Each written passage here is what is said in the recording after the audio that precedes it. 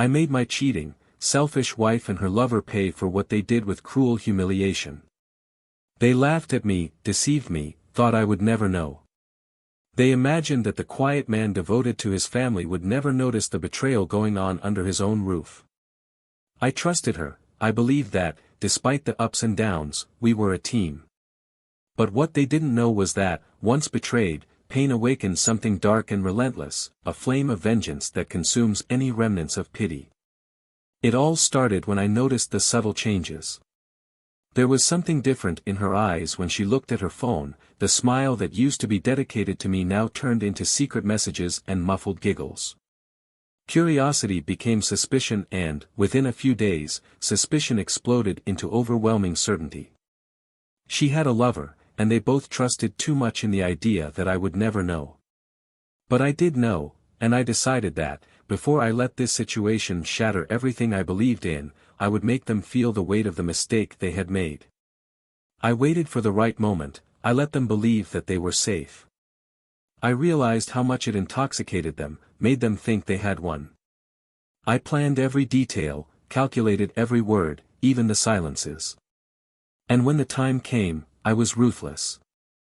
I unveiled my plan slowly, like a web closing around them, and I watched the despair rise on their faces. They wanted to scream, to beg, and I was there, cold, indifferent, with the long-contained anger now transformed into calculated revenge.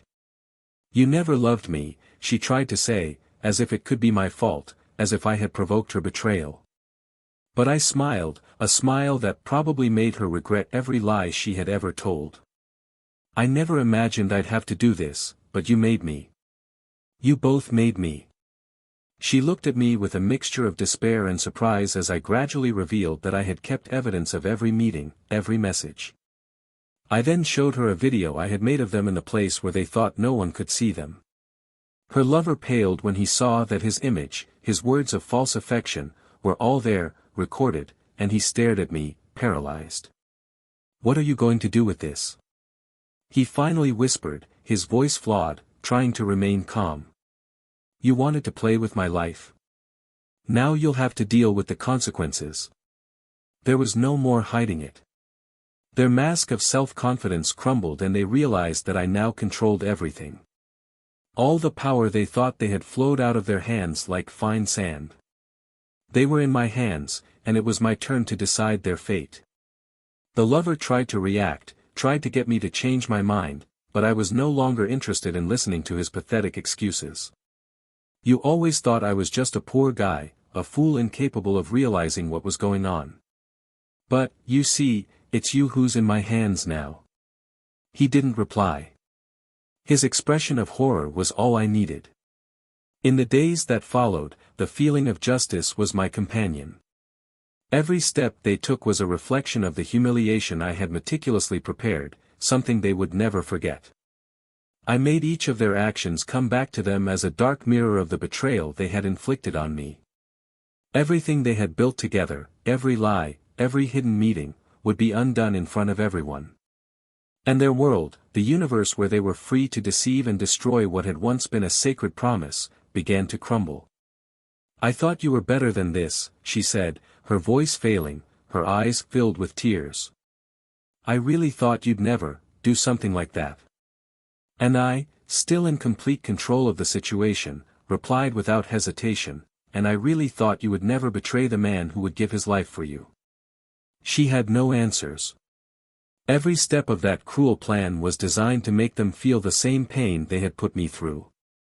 I knew I wouldn't attack them physically, that would be too easy, and too brief. I wanted every drop of the poison they gave me to be returned to them, slowly, until they couldn't take it anymore.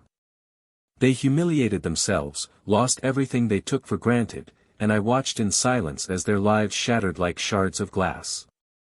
But there's a question that lingers in the air, a curiosity that hasn't been satisfied. When it was all over, when they had been humiliated, when revenge had been taken, what came next? Welcome to the channel. Here, we make one thing very clear: we never support any kind of betrayal. Our stories are fictional, but they reflect how betrayal erodes lives, trust and feelings. Get ready to dive into an intense narrative, full of twists and deep lessons. Now, adjust where you are and get ready to listen to a truly shocking story. The morning was slowly beginning to warm up, but inside the large, tastefully decorated house, everything seemed silent. The first rays of sunlight filtered through the heavy curtains, casting soft shadows on the antique furniture and paintings chosen with such care by Emma. She always paid attention to detail, from the paintings she hung on the wall to the kitchen utensils she bought. Each object had a story, a meaning. Emma was the kind of woman who built a home with devotion, creating a cozy space that blended good taste with the warmth of a family. She was a devoted wife, someone who cared about the well-being of others before her own.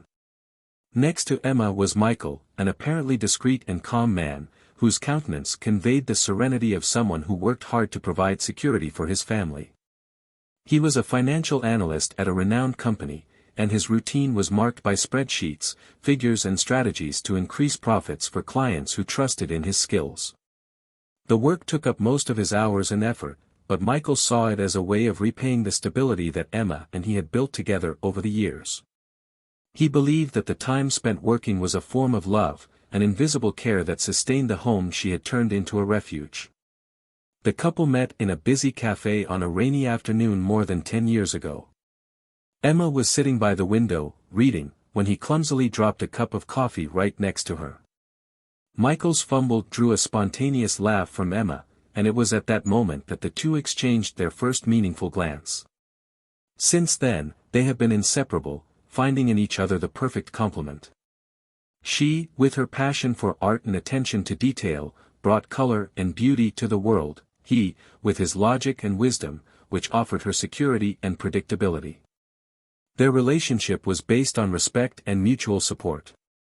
Even when differences arose, they were small edges that they both tried to smooth over with conversation and understanding. There was a silent harmony between them, a connection that was noticeable to everyone who knew them. Friends and family saw them as the perfect couple, united, successful and, it seemed, extremely happy. Together, they had overcome life's common challenges, from buying their first house to planning the trips they loved to take whenever time and budget allowed. Boston was the city they chose to put down roots, not only for its historic charm, but also for the pace and stability it offered. It was the ideal setting for Michael's professional growth and Emma's cultural involvement, as she worked as a curator in a local art gallery. Her daily life was mixed between vernissages and exhibitions, surrounded by artists and critics, where Emma maintained a professional and admired attitude. She loved what she did and passed on the same passion at home, decorating the rooms with pieces she found in galleries and at art fairs. Many of them had peculiar stories, and she enjoyed sharing these details with Michael. Despite their professional demands, the couple managed to preserve moments of intimacy and routines that they considered sacred. Candlelit dinners at the weekend, where they discussed everything from future projects to trivialities, were occasions when they seemed to reaffirm their silent vows of complicity. For Michael, those evenings were like a rest after a long day, and for Emma, a way of reminding her husband that life was more than work and spreadsheets. She had a delicacy in the way she touched on sensitive subjects, always showing care when approaching them, which made him appreciate her even more. However, as time went by, small gestures that were once natural began to become sparse. Michael's work began to demand more, and the extra hours he put in at the office became more and more common. He believed that Emma understood his need to dedicate himself to building a solid future for both of them. But what he didn't realize was the weight that this silent absence was beginning to take on his wife. There were nights when he would arrive too exhausted for dinner and simply throw himself on the bed, mumbling apologies. And although Emma was understanding, those moments began to leave gaps, empty spaces where there had once been affection and presence. On the other hand, Emma tried to fill these spaces with her own activities, focusing on projects at the gallery and attending social events where she felt valued and connected. There, at least, she could immerse herself in deep conversations, laughter and a vibrant atmosphere that contrasted with the coldness of the increasingly silent home. Not that she was unhappy, but she felt that life was turning into something she hadn't anticipated. The man she had known as her partner and who had made her smile with small gestures gradually seemed to be drifting further away, involved in a routine that she couldn't catch up with. It was at this point that Michael, without realizing it, became more and more absorbed in his own thoughts. The pressure for results, targets, and recognition at work had become his main focus, leaving his marriage in the background. He reassured himself that it was temporary, that he would soon be able to enjoy the moments he used to have with Emma, but there was always a new meeting, an urgent demand, a tight deadline to justify the delay. This routine, which he believed to be harmless, began to create a barrier between them, something that was invisible but growing. Emma, for her part, perceived these changes with sadness and a pang of loneliness. She still loved Michael, but she couldn't deny that this situation made her question certain choices. The emptiness of the lonely nights in the house they had built together and the plans that seemed to be postponed indefinitely were reflections of a relationship that was gradually becoming more formal than emotional. And she, who had always been passionate about life and moments of spontaneity, felt like she was stuck in a routine where everything seemed automatic and without the same joy as before. Gradually, she began to open up to a close friend about these feelings. It was someone she trusted, who knew her well and who also noticed Emma's changes. In one of these conversations, she heard a question from her friend that echoed inside her for days: "Do you still feel loved?" It was a simple question, but one that resonated painfully. Because, in a way, Emma knew that Michael loved her, but she could no longer feel the warmth, attention and affection that had once been natural between them. Michael was also facing a silent dilemma. He knew that something was changing, but he believed that it was all a consequence of circumstances, the temporary demands of work. He justified to himself that he was doing what was best for both of them, to ensure a comfortable and secure future. But at times, when he saw Emma so absorbed in her own thoughts, he felt distant in a way that he couldn't explain. And so it was that, between Michael's work and Emma's events, the two of them drifted apart, each dealing with the emptiness alone. It wasn't the kind of situation that happened all at once, but a gradual, slow transformation, like a fog that enveloped the relationship and made it opaque. The glances exchanged before breakfast, the little surprises they gave each other, everything seemed to have been replaced by a silent, cold routine. This distance wasn't deliberate, but a consequence of everyday choices, of the small priorities that gradually became part of their lives. And, deep down, they both knew that something needed to change, but neither of them could find the right words to start the conversation. It was a relationship that resisted the surface, sustained by years of history and genuine affection, but which, like a silk thread, was becoming more and more fragile.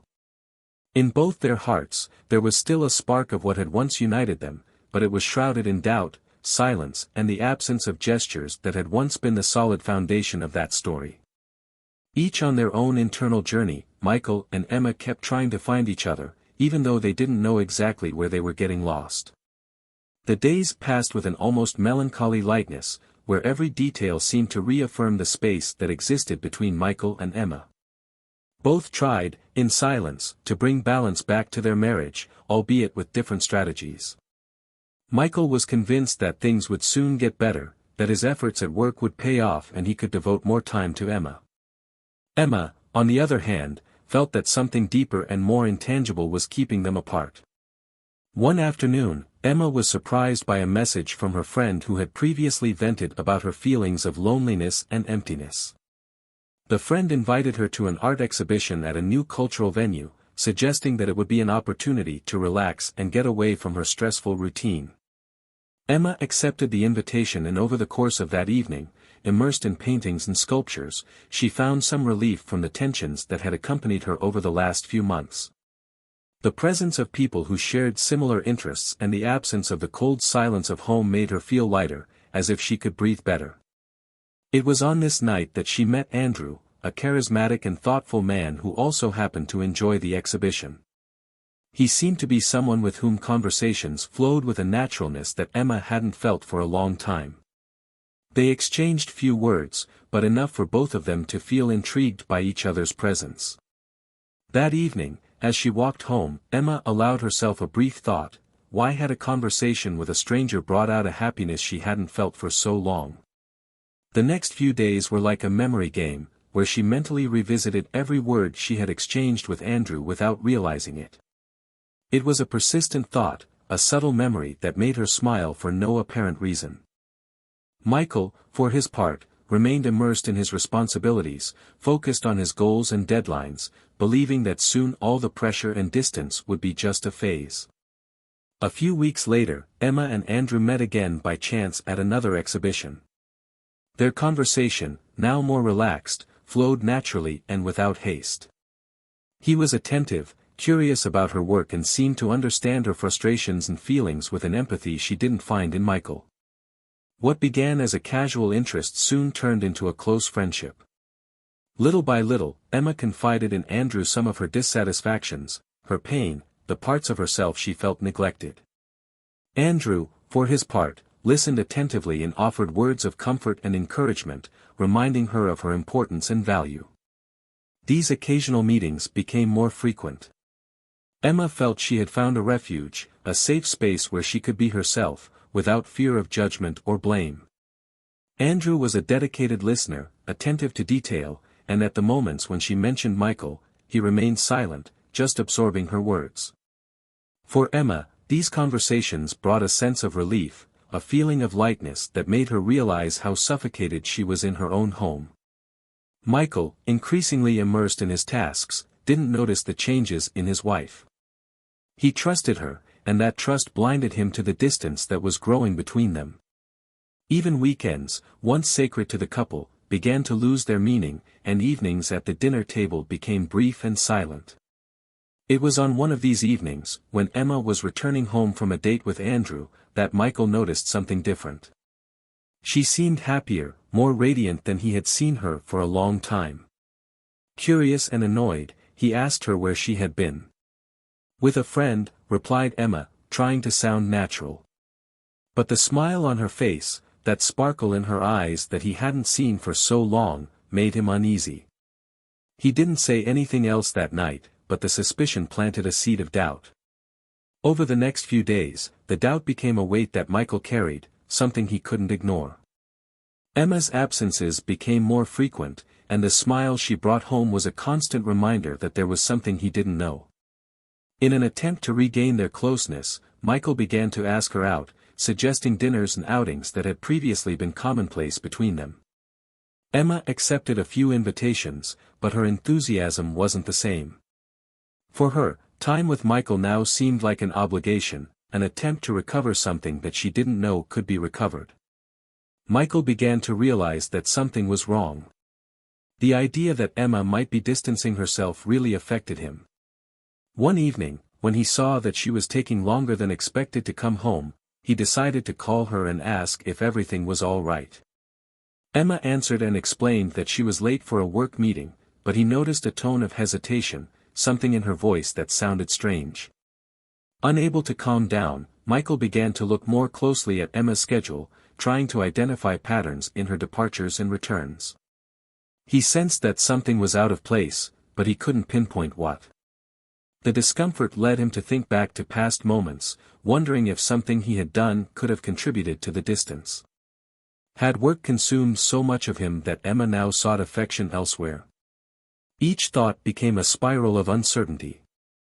One night, unable to contain his anguish, Michael decided to check her cell phone. It wasn't like him, but the doubt was eating away at him to such an extent that he needed an answer. When he opened the messaging app, he found ordinary conversations with friends, family and colleagues, but nothing about Andrew. He felt relieved and, at the same time, ashamed of having suspected her. However, the doubt continued to hang over him, like a shadow that wouldn't go away. One Friday, Emma told him that she had an event at the gallery and that she might be back late. Michael, however, decided to go unannounced, wanting to surprise his wife. When he arrived at the gallery, he noticed that it was empty and dark. He called Emma, but her phone was switched off. Surprise gave way to unease, which intensified by the minute. Determined not to let doubt consume him, Michael returned home and waited for Emma to return. It was late when the door opened and she walked in. The smile on her face disappeared when she saw him standing there, awake, waiting for her. Before she could speak, he asked her where she had really been. Emma hesitated, visibly uncomfortable, and made up a quick excuse about going out with a colleague after the event. Michael knew something wasn't right, but decided not to press her any further that night. Over the days, the conversations became more and more evasive, and he sensed that Emma was hiding something. Determined to find out the truth, he hired a private investigator, someone who could watch her every move without her noticing. After a week, the investigator returned with what Michael had feared. Photos of Emma and Andrew, together, in discreet places, with smiles and gestures that left no doubt about what was happening between them. It was as if Michael's world had collapsed before his eyes. The woman he loved, for whom he had sacrificed so much, was with another man. He didn't confront Emma immediately. Instead, he held in his pain and anger, feeling betrayed and humiliated. Every encounter they had now seemed like a farce, a game of appearances that Emma maintained while dividing her attention between home and a man who filled the space he could no longer reach. That night, the silence in the house seemed thicker, almost suffocating. Michael was sitting on the sofa, his hands clasped around a glass of whiskey as he waited for Emma to return. He no longer tried to disguise the gloomy look that had taken over his face, and deep down, the feeling of anticipation mixed with anger consumed him. He knew that the evening would end in revelations that would transform everything, but there was no turning back. The door opened and Emma entered, looking at her husband with a cautious expression. There was a tension in the air, something she seemed to pick up on immediately. "Michael, is everything all right?" she asked, forcing a light tone that he immediately identified as an attempt to avoid a confrontation. He raised his eyes slowly, staring at her for a moment too long, before finally speaking. "We have to talk," he said, his voice low but firm. Emma hesitated, but when she saw the seriousness in his eyes, she slowly walked over to the sofa and sat down, not knowing what to expect. Michael studied her face, looking for some reaction that would alert him, but she kept her composure, as if she was preparing to hear something routine. "Why did you keep it from me?" The words came out, laden with a mixture of hurt and anger. Emma tried to remain calm, but his inquisitive gaze made her uneasy. Hide what? She knew that, at some point, the question would come. Her mind swirled with memories, moments spent with Andrew, the excitement and fear she felt. The reality of betrayal was now there, unavoidable, and Michael knew it. Emma felt her heart race. Andrew. Michael finally said the name. The weight of that word hung in the air like a sentence. Emma's eyes went wide, and she realized that there was nowhere else to run. "Michael. I can explain," she murmured, her voice trembling. But he held up one of his hands, asking her to stop. He wanted to hear it, yes, but not lies. Not lame excuses. He watched her in silence for a few moments, as if absorbing every trace of her expression, every detail of her reaction. Emma shifted on the sofa, feeling her discomfort grow. I know I made a mistake, Michael. I was alone, feeling like you weren't here for me anymore. You were always so focused, so far away, he confessed, his voice full of genuine regret, but also an attempt to justify what he had done. I didn't want this to happen, but things just got out of hand. Michael listened to her, his hands clenched into fists, but his gaze firm. He didn't try to interrupt, he just absorbed every word, as if searching for the truth behind each syllable. Do you know what this has meant to me, Emma? Every extra hour, every night away from home, it was all for us. And now, you thought it was fair to stab me in the back, she asked, her voice cracking. Silence once again dominated the room. Emma knew she had no answers, that anything she said now would sound empty. She wanted to say that she still loved him, that none of this would change her feelings, but she knew they would only be words. Instead, she just bowed her head, shame and regret etched in every movement. After a long sigh, Michael finally spoke, "I wish that was all, you know. That this betrayal was the only reason we're here. But there's something else, isn't there?" Emma stared at him, not understanding. "What do you mean?" "I wasn't just focused on work, Emma," he revealed, with a cold bitterness in his voice. "There was another reason. I was trying to protect you, to protect our family. Do you know where the most exhausting nights came from? Where all the stress came from?" Emma shook her head, still not grasping what he was trying to say. "Michael, I don't understand." He then took a deep breath, preparing for the final blow, the secret he had kept for months. "I've discovered something about us, about our future. Something that could change everything.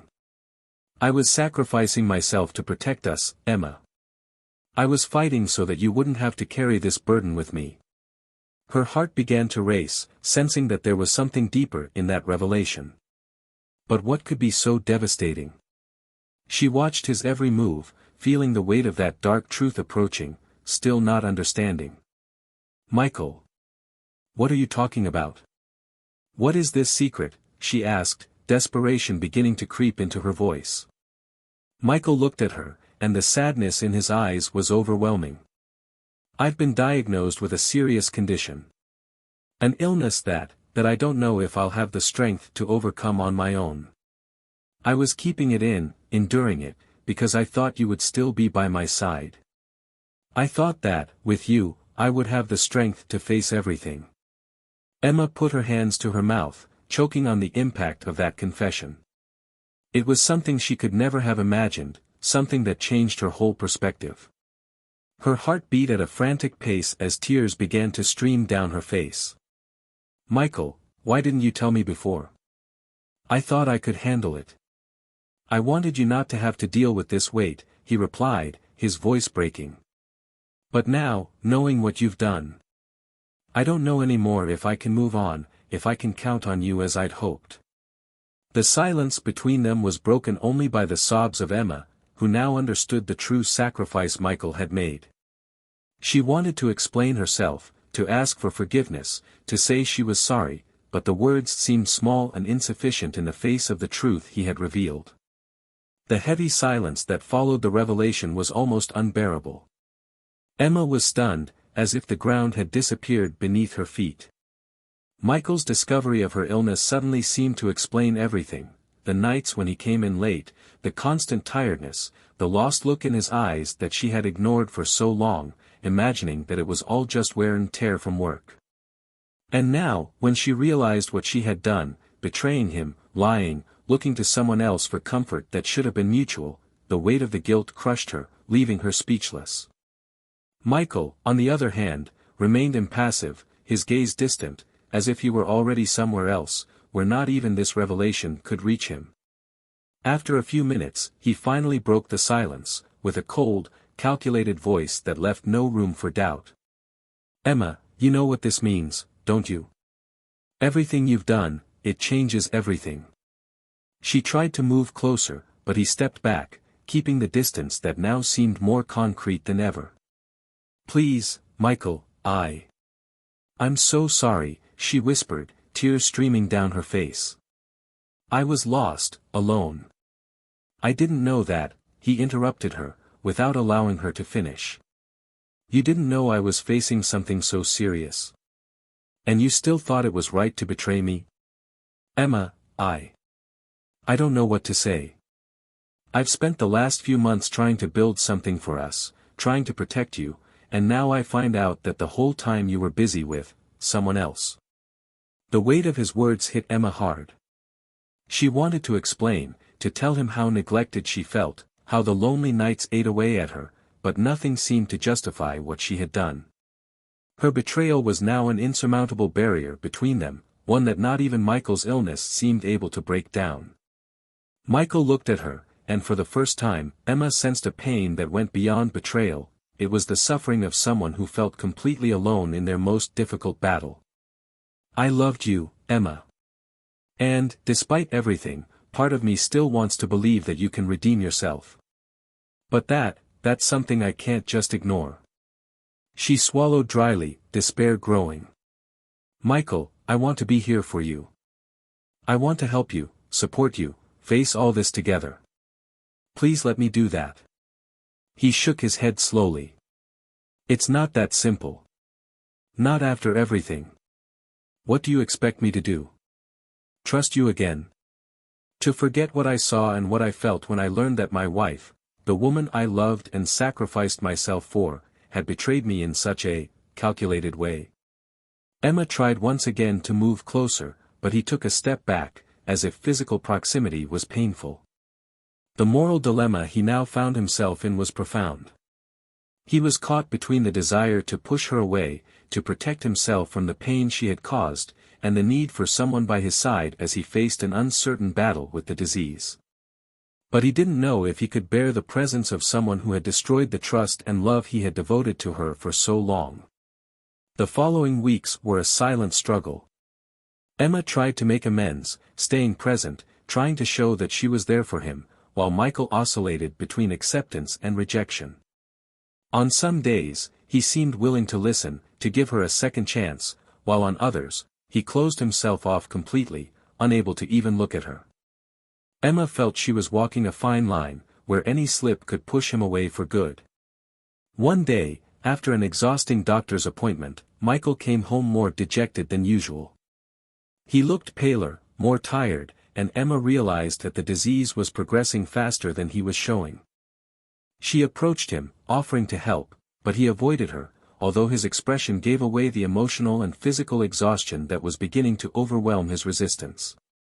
Sitting in an armchair, Michael stared into the void and, for a moment, Emma thought he would say something, but the silence remained, as heavy as the distance between them. That night, Emma reflected on the dilemma Michael was facing and began to realize that perhaps the only way to help him was to move away.